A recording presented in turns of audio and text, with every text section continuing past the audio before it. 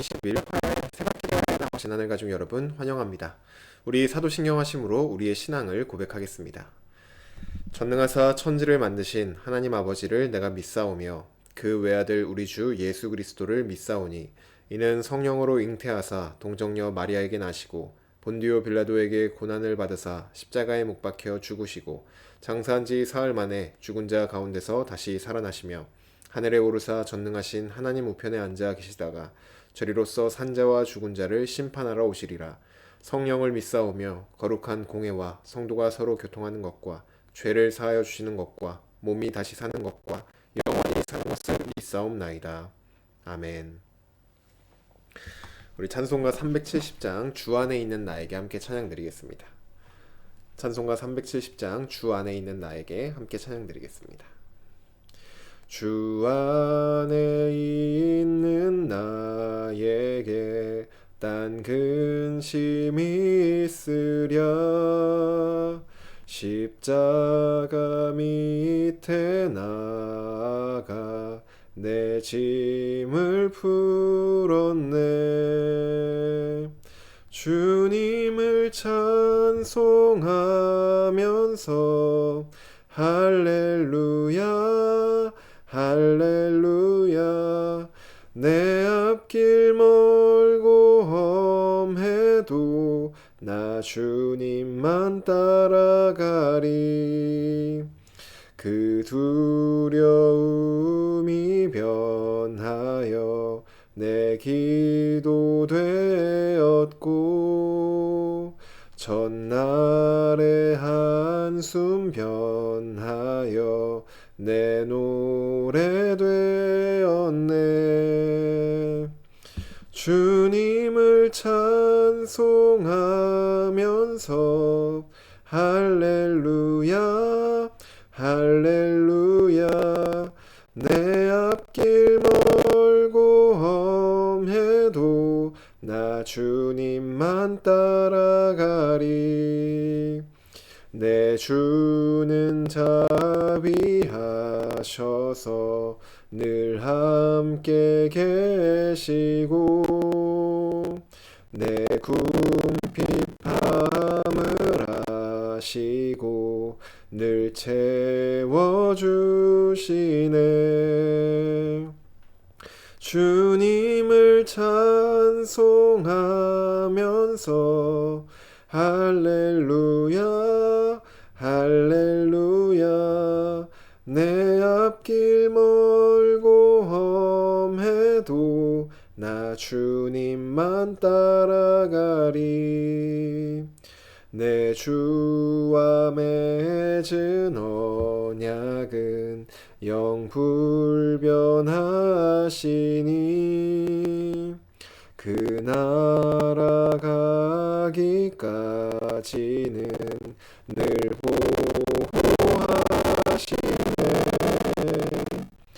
주님을 찬송하면서 할렐루야 할렐루야 내 앞길 멀고 나 주님만 따라가리. 아멘. 오늘 우리에게 주신 하나님 말씀은 구약성경 창세기 14장 1절에서 16절까지 말씀입니다. 오늘 아침 우리에게 주신 하나님 말씀 구약성경 창세기 14장 1절에서 16절까지 말씀입니다. 제가 가지고 있는 성경으로는 구약성경 16쪽에 있습니다. 창세기 14장 1절부터 16절까지 말씀입니다. 다 찾으신 줄로 알고 우리에게 주신 하나님 말씀 함께 합독하도록 하겠습니다. 1절입니다. 당시의 시날 왕 아모라벨과 엘라살 왕 아르욕과 엘람 왕 그돌라오멜과 고임 왕 디다니 소돔 왕 베라와 고모라 왕 비르사와 아드마 왕 시납과 스보임 왕 세네벨과 벨라 곧 수알 왕과 싸우니라. 이들이 다 시딤 골짜기 곧 지금의 여멜에 모였더라. 이들이 12년 동안 그돌라오멜을 섬기다가 제13년에 배반한지라. 제14년에 그돌라오멜과 그와 함께한 왕들이 나와서 아스드롯 가르나임에서 르바 족속을, 함에서 수스 족속을, 사회 기리아다임에서 엠 족속을 치고 호리 족속을 그 산 세일에서 쳐서 광야 근방 엘바란까지 이르렀으며 그들이 돌이켜 엔 미스밧 곧 가데스에 이르러 아말렉 족속의 온 땅과 하사손다말에 사는 아모리 족속을 친지라. 소돔 왕과 고모라 왕과 아드마 왕과 스보임 왕과 벨라 곧 소알 왕이 나와서 시딤 골짜기에서 그들과 전쟁을 하기 위하여 진을 쳤더니 엘람 왕 그돌라오멜과 고임 왕 디달과 시날 왕 아무라벨과 엘라살 왕 아리옥 네 왕이 곧 그 다섯 왕과 맞서니라. 시딤 골짜기에는 역청 구덩이가 많은지라 소돔 왕과 고모라 왕이 달아날 때에 그들이 거기 빠지고 그 나머지는 산으로 도망하매 네 왕이 소돔과 고모라의 모든 재물과 양식을 빼앗아 가고 소돔에 거주하는 아브람의 조카 롯도 사로잡고 그 재물까지 노략하여 갔더라. 도망한 자가 와서 히브리 사람 아브람에게 알리니 그때 아브람이 아모리 족속 마므레의 상수리 숲을 근처에 거주하였더라. 마므레는 에스골의 형제요 또 아넬의 형제라. 이들은 아브람과 동맹한 사람들이더라.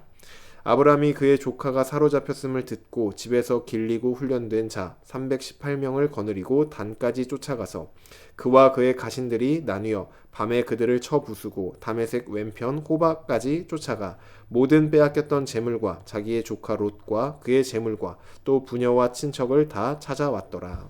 아멘. 기도드리겠습니다. 사랑의 하나님 감사합니다. 오늘도 하나님을 만나고 또 주님을 예배하는 이 예배의 자리에서 하나님을 예배할 수 있도록 인도해 주시니 감사합니다. 하나님, 우리가 마음을 다하여 주님을 예배할 때 정말로 우리가 주님을 더욱더 알아가게 하여 주시옵소서. 주님의 그 풍성한 사랑과 은혜를 우리가 조금씩 알아가며 그 깊은 사랑에 참여하고 그 깊은 사랑을 누리며 나아가는 우리가 되기를 원합니다.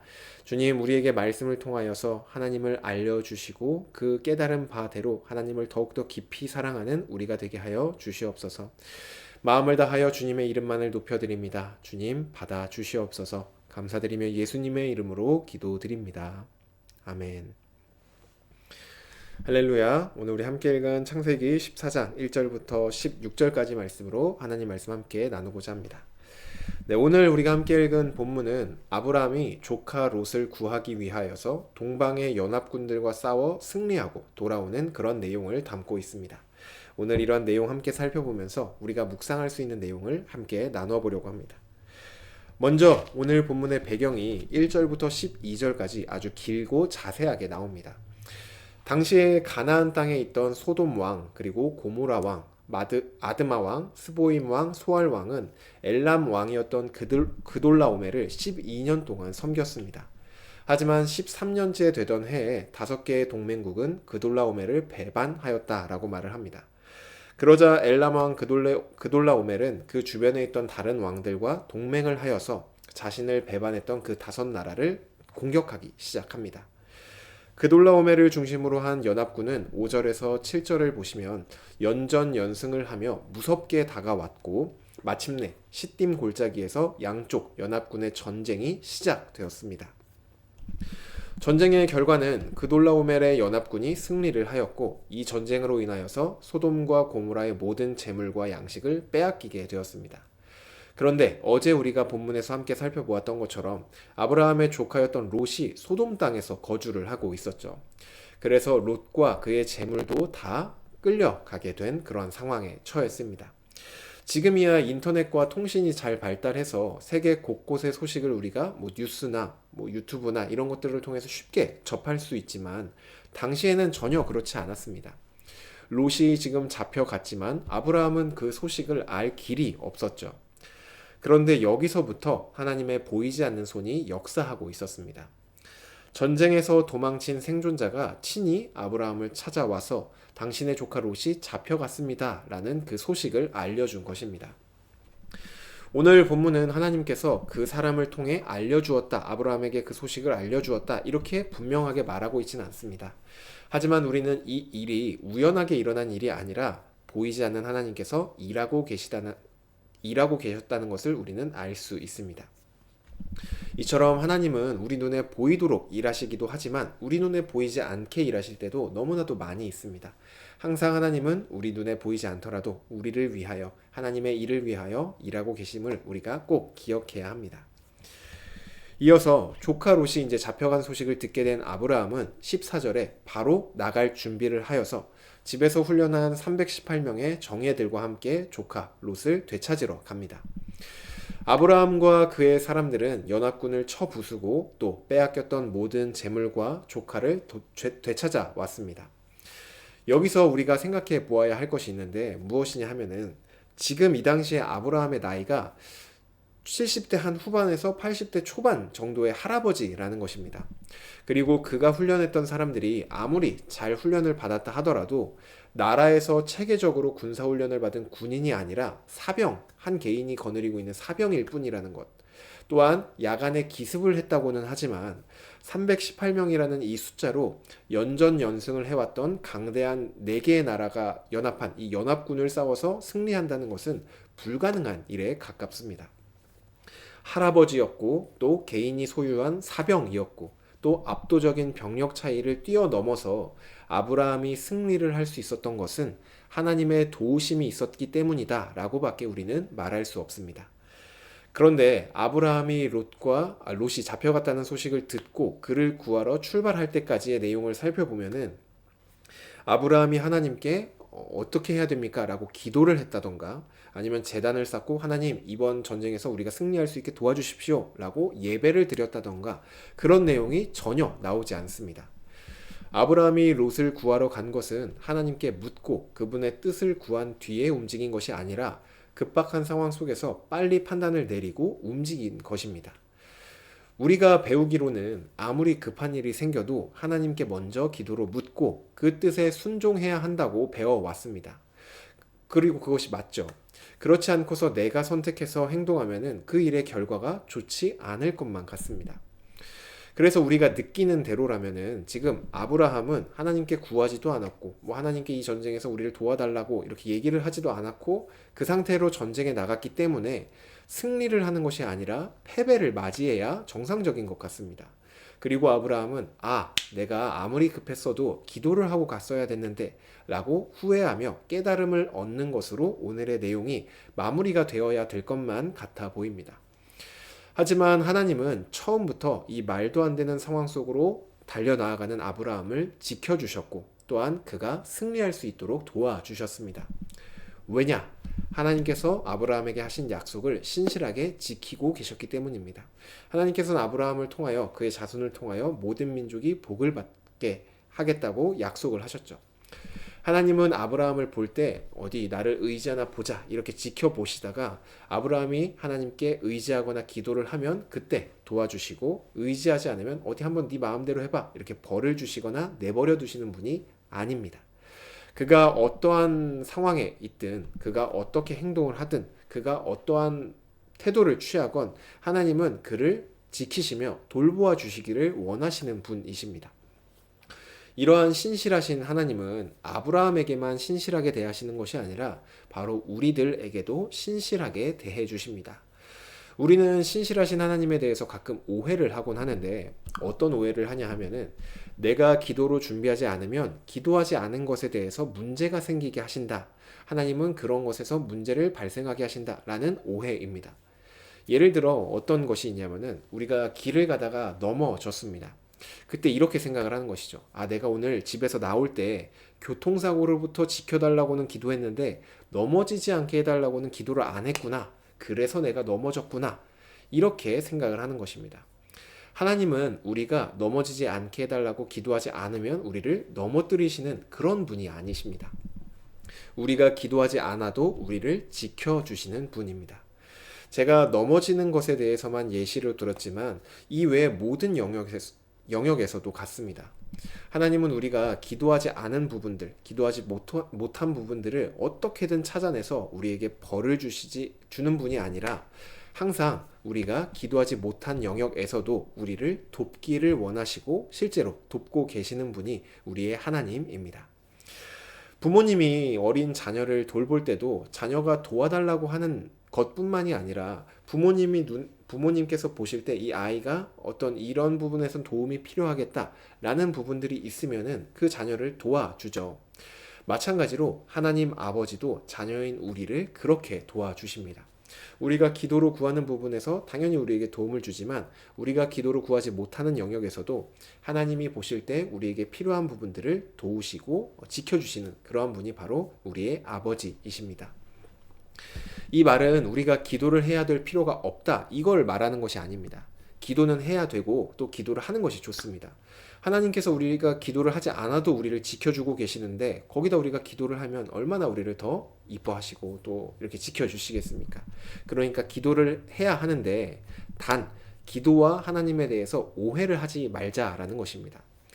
하나님은 우리가 기도를 하면 도와주시고 기도를 하지 않으면 도와주지 않는 분이 아니라 항상 우리를 돕길 원하시는 우리의 아버지라는 것을 다시 한번 오늘 본문을 통하여서 기억하면 좋겠습니다. 이제 말씀을 정리하겠습니다. 요한복음 1장 12절은 이렇게 말을 하죠. 영접하는 자, 곧 그 이름을 믿는 자들에게는 하나님의 자녀가 되는 권세를 주셨으니 누구든지 예수 그리스도를 믿으면 하나님의 자녀가 됩니다. 우리는 모두 예수님을 통하여서 하나님의 자녀가 된 사람들입니다. 간절히 바라기로는 아버지와의 관계가 더욱더 깊고 다채로워졌으면 좋겠습니다. 기도를 해야지만 하나님께 도움을 받았던 관계였다면 기도를 하지 못해도 은혜를 받는 관계로 변화되시기를 간절히 바랍니다. 또한 기도를 해야지만 내 마음이 좀 편안한 그런 관계였다면 기도를 하지 못해도 하나님께 사랑을 받는 관계로 나아가시기를 간절히 바랍니다. 하나님 아버지와의 관계가 더욱더 입체적이고 풍성해지기를 간절히 소망합니다.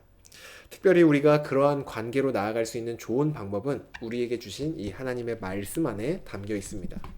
우리가 말씀을 묵상할 때 하나님에 대해서 새롭게 알게 되고 그리고 하나님을 더욱더 깊이 알게 되면 알게 될수록 우리와 하나님 아버지와의 관계는 더욱더 풍성해질 것입니다.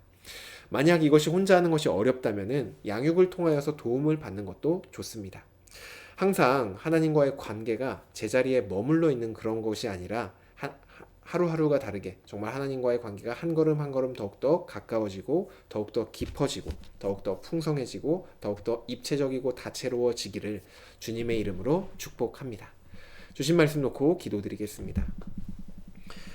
사랑의 하나님, 오늘도 말씀을 통하여 우리를 향하신 하나님의 마음과 또 하나님이 어떠한 분이심을 알려주시니 감사합니다. 하나님, 우리가 날마다 정말로 하나님을 더욱더 깊이 알아가기를 원합니다. 정말로 우리를 향하신 하나님의 그 깊은 사랑과 말할 수 없는 은혜를 더욱더 체감하게 하여 주시고 그것들을 깨닫게 하여 주셔서 하나님에 대한 오해는 줄어들고 정말 하나님에 대한 감사와 기쁨만이 넘쳐나는 우리가 되기를 원하오니 주님, 우리를 그 길로 인도하여 주시옵소서. 하나님, 우리가 기도하지 않아도 늘 우리를 사랑하시고 지켜주시는 아버지를 오늘 다시 한번 배웠습니다. 그런 아버지를 알 수 있게 해주셔서 감사를 드리고 정말 우리가 기도하지 못하는 모든 영역에서도 우리를 지키시고 보호하시는 하나님을 더욱더 사랑하는 우리가 되게 하여 주시고 그런 사랑하는 아버지께 우리의 마음을 더욱더 기도로 고백하는 우리 서일 공동체 될 수 있도록 인도하여 주시옵소서. 오늘 하루도 주님 앞에 맡겨드립니다. 주님, 우리를 받아 주시옵소서. 감사드리며 예수님의 이름으로 기도드립니다. 아멘. 네, 오늘 예배를 마쳤습니다. 오늘도 우리를 사랑하시는 아버지 하나님과 동행하며 그 사랑을 마음껏 만끽하시는 그러한 하루가 되시기를 바랍니다. 주신 말씀 생각하시며 자유롭게 기도하시고 오늘 하루도 승리하시기를 바랍니다.